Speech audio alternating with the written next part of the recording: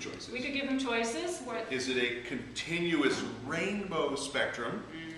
Color. Is it an absorption spectrum? So that's when the energy is getting sucked in, right? And you would have dark lines. Dark lines, yeah. Or is it an emission spectrum where you would have bright lines of color being emitted from the atom? Right. I think they'll get that. Yeah, I hope so. Okay, next one. 8? Yeah, number 8. 8. How, specifically, an emission spectrum is produced? Well, I think I just said that in the last... Yeah, you did hint on that when we talked about some of the other ones, but now, again, we want to know what are the electrons doing? What are the electrons doing in the atom to form that? And think about that toy model of the atom that we showed you in the Ring of Truth video with Phil. We stopped it, we said, hey, we really want you to look at this part, and it easily connects what's going on. What is the electron doing to produce that bright line or emission spectrum that we would see through our amazingly awesome rainbow glasses? Let's rewind this a little bit. So a photon of light energy comes in. This electron absorbs it and jumps out. Okay, so it's gone to a higher energy level. And then it falls back and gives off that energy, which you kind of detect. I see it. I detect it, yep. And then it falls back. If it's the same color, Mr. Seston. And gives off that energy. So if it's the same color, does that mean it's the same energy? Whatever energy it took in, it gives that same energy out? Yes. Okay. Yes. Awesome. Okay. All right, number 9. How an emission spectrum can be used to identify an element. Well, you saw a bunch of different light sources, okay? And we also saw a bunch of different patterns. We have them on charts in the classroom. You saw them through your rainbow glasses. We took our little field trip to the gymnasium and you looked at the mercury vapor lamps there.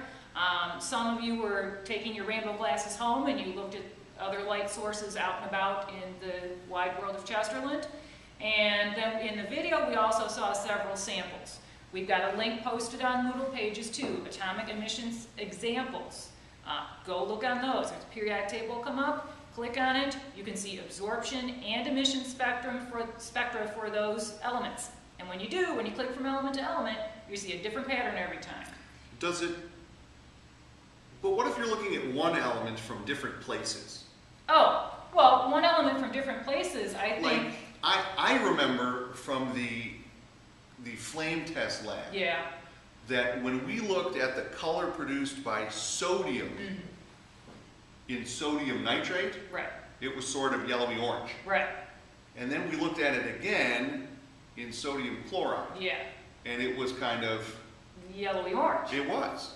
And then we looked at it again in the solid sodium chloride, and it was yellowy orange. Okay. I wonder what Bohr saw when he looked at the sun and looked at his hydrogen and helium spectra. Because isn't that how they figured that out in the first place? We looked at hydrogen and helium in the lab. We did. And if we looked at the sun, we'd see the same pattern because it's made of hydrogen and helium. So why is it the same though? So long as our atmosphere is not in the way. Well, right. And we're not blinded. Yes. Okay. So it doesn't matter where we get the sample. Each element's going to do its own pattern. That's right. All right. That's right. That brings us to number 10. Number 10. Number 10. Halfway through. Halfway through. How to calculate energy when given frequency and Planck's constant. Did you tell your students that they were going to have to memorize Planck's constant? You know, I didn't. I told them that it's a big number. Well, it's a little number, and that no, they really wouldn't have to memorize that. But didn't you say just a few questions ago that those lucky customers of Moodle would know that we gave you those constants on the bottom of their test paper? On the page. So you know that people who didn't come here I guess the rest of them will be stuck memorizing it, or they will waste countless hours memorizing those two constants. Right. So this is a calculation, which means we're going to be doing math, which means we need to know how to use the exponent key on our calculator. And it's just a 3-variable problem. So if we need to find energy and we are given the frequency and we know a Planck's constant because it's a constant, there's a very simple relationship between energy, Planck's constant, and frequency, which is E equals H times F. H times F. Betcha. Okay. And don't forget how to use that exponent key. That has been a problem for my students. Yeah, the because last several I'm weeks. just kind of glancing at the answer choices here, and it looks like it's kind of the same answer, but the exponents are all over the place, so I bet the people who don't know how to divide and multiply and whatnot are I gonna mess that up. I tell my students all the time that on problems like these, Yeah. if you do it the wrong way, Oh, that choice is That going to be choice is available to you. And you're going to think you're choosing the right answer. Right. But you really need to know how to do it correctly. That's the way we separate the men from the boys in Right. chemistry class. Okay, number 11. How to find the energy difference for a specific quantum jump. Again, back to the Bohr diagram. Now, we gave you some practice on this on the quantum ladder worksheet. I don't know why we keep erasing our Bohr model since we keep going back to it, but here's our nucleus there, and here are our energy levels. And now we want to know how we get an electron, say, from here back to here, and how we know exactly what that energy is. We have an equation for that. What's that energy there, we are wondering. But the nice thing is that we're usually considering hydrogen here because that's the element that Bohr studied. And he calculated, he came up with the values for us by testing. We know from his work exactly what the energy is at every level. So all we got to do is find the difference. Okay? The bigger the jump, the bigger the difference in energy. Okay? Smaller jump, smaller energy, whether it's energy absorbed or given off. Yep.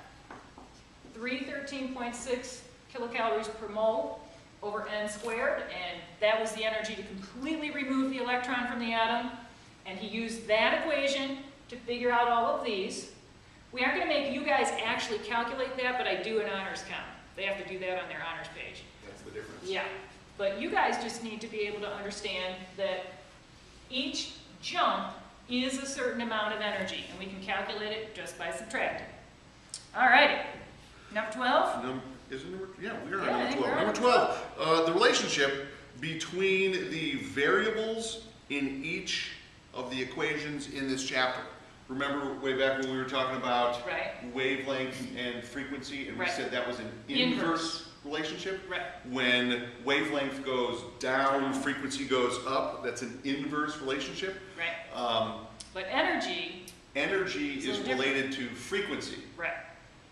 And what was that relationship? That Those are directly proportional. So if frequency goes up, it's higher energy. Energy goes up. Goes up. Think about it. Goes up. Ultraviolet light. Think about the UV rays. We're worried about the UV rays in the summer or anytime.